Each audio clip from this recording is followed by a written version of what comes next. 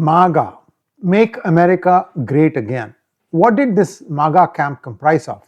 Many people, including those who were perhaps independent, who were aghast at how the Democrats were taking the country in a direction that would ruin the entire economy and the fabric.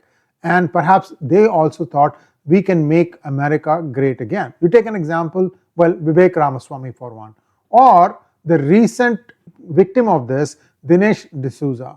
Why is he being targeted? Who in MAGA wants to have all the immigrants out? Say you are now directing your ire against Indians. Then what?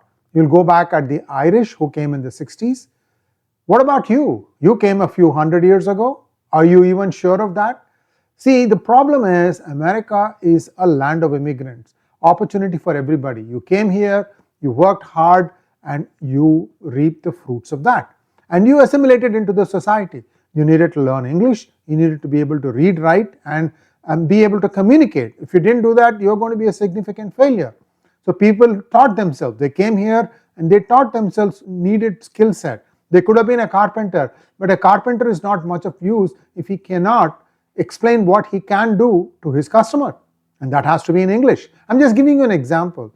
The country is made of immigrants. It's the immigrants that made this country great. All it needs to do is to make sure that it has a clear-cut path of immigration and not just open the door and let anybody in, because that's what the Biden administration did. This was the biggest trigger for many to look towards MAGA as an alternative.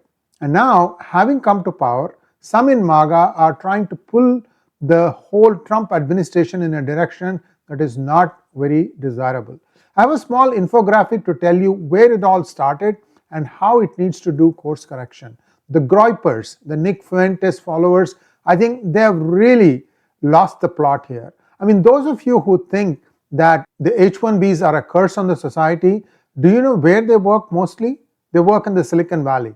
Do you know the kind of pressure engineers work under in Silicon Valley? Come here, work for a year, and then you'll understand it. It's not easy. And only 1 in 10 startups succeed. What about the other 9? Well, they pick themselves up and go and do something else. Maybe another startup. But there is a spirit of can-do attitude. So this trivialization and trying to make, Indian Americans the cause of all your troubles is stupid, childish, and frankly immature. If you call yourself an intellectual and you want to be the voice of the MAGA, then you need to earn that. For that, I need to tell somebody like me who's an independent, yes, this guy has the stuff, which is why I admire Vivek Ramaswamy. Anyway, you can say, okay, he's also a fellow Indian American. Well, my dear friend, show me somebody else who has shown the same intellectual capabilities as Vivek did. Where did DOGE come from? Whose idea was it? Before Elon Musk jumped on the bandwagon. That's my point. Let's take a quick look at this infographic, and as always, a request to all of you to please like this video, and if you have not already subscribed to our channel, do subscribe to our channel. Here we go. Who was Parshurama, who led a life of devotion, dedication, and daring? Why did he take birth on the earth? Was it to eradicate corrupt Kshatriya rulers who had become tyrannical and oppressive, or was it to bestow daya for the needy?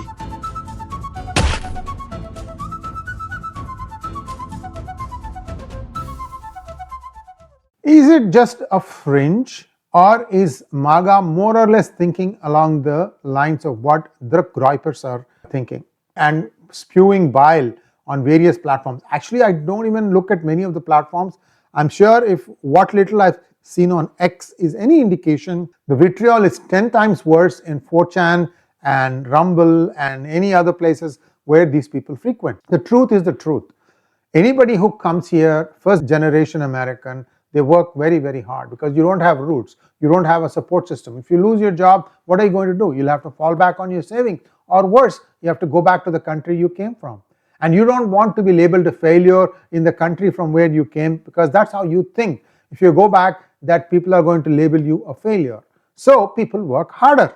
People try to find a new way. They reinvent themselves. I'm sorry if I'm just going on and on about this, but you have to understand the spirit of the first generation American immigrant so that you get a feel for what kind of torture they go through in their limited lifespan. So the internal turmoil within the conservative movement is not merely a political disagreement but a profound ideological schism.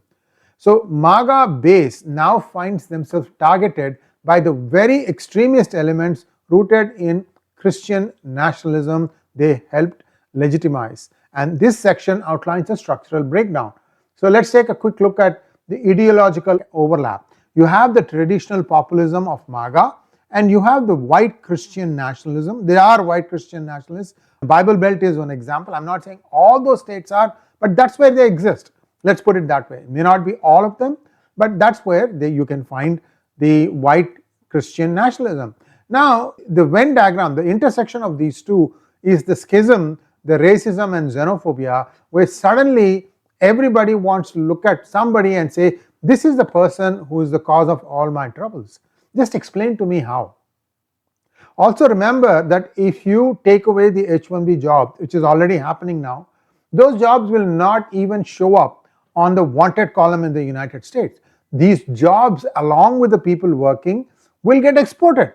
They'll be working in Bangalore, they may be working in Timbuktu, for all I care. But what happens is the companies know exactly what they need to do. You are their shareholders too. You are expecting growth quarter after quarter after quarter. And how can you do that? By being cutthroat capitalist. And what is cutthroat capitalism? Try to make profit at any cost. So in a way, on the one side, you don't want cheap labor which can do the job. On the other side, you also want the benefits of having a good stock portfolio consisting of perhaps the Mag 7 companies. The pausing moment now is, having been handily defeated in 4 different states, California, New Jersey, Virginia, as well as in New York, the New York City mayorhood.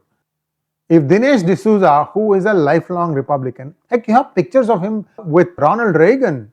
I mean, he's been a Republican for 40 plus years.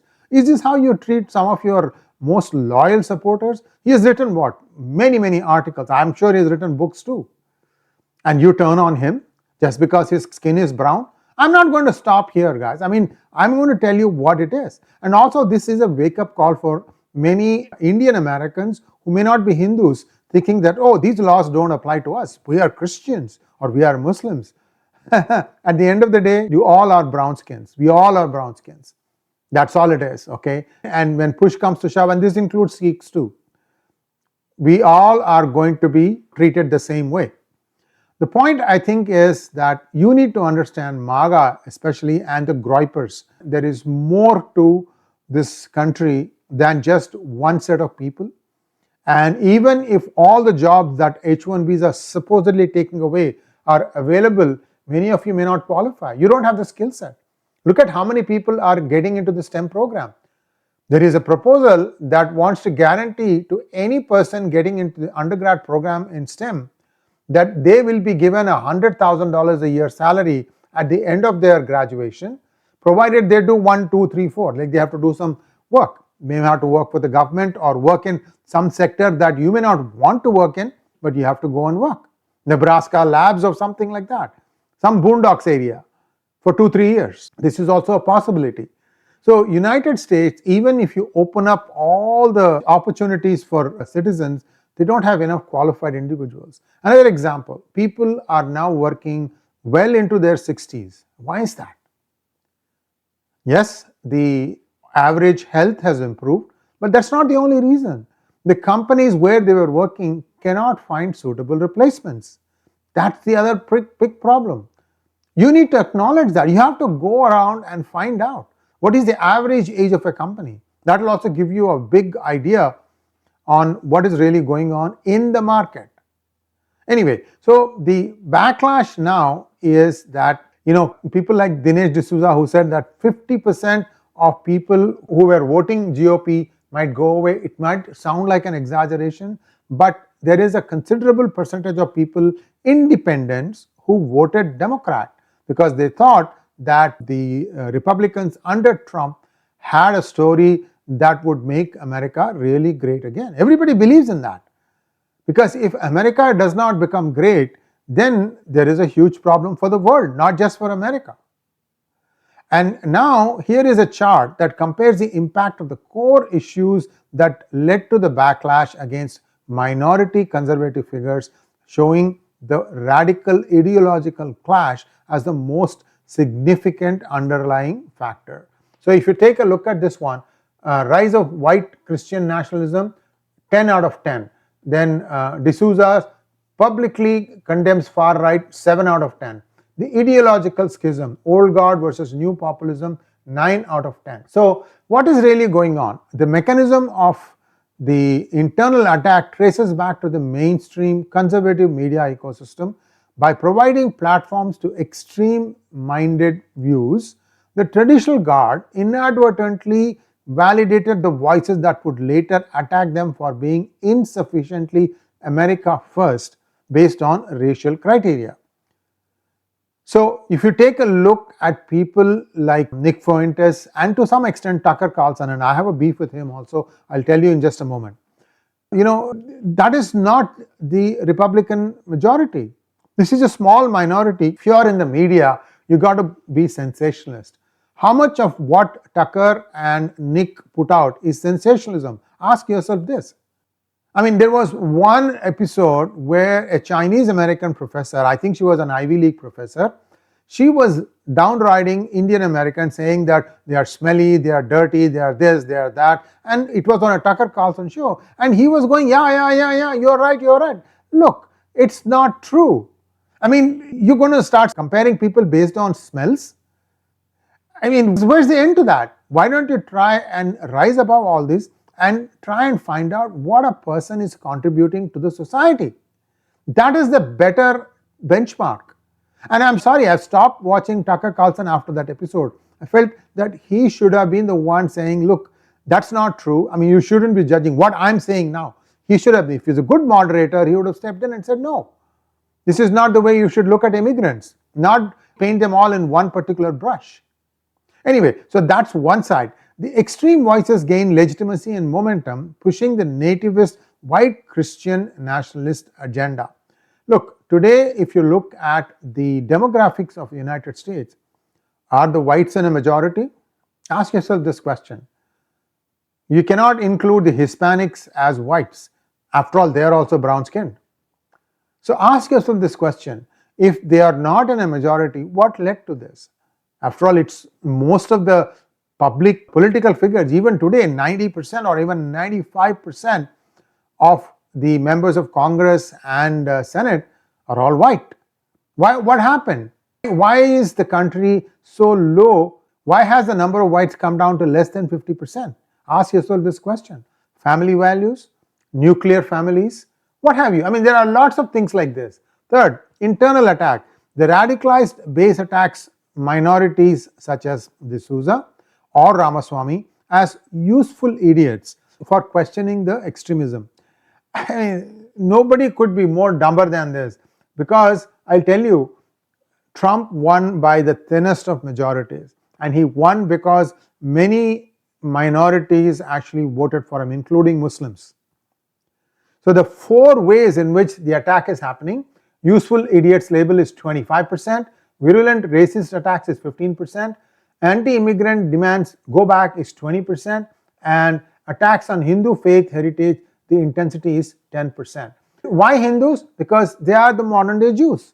They don't fight back, they are not physical, they tend to just ignore these things and hope that things will go away. And this is a call for all Hindu Americans too, especially the younger generation who have been brought up as Hindu in your homes.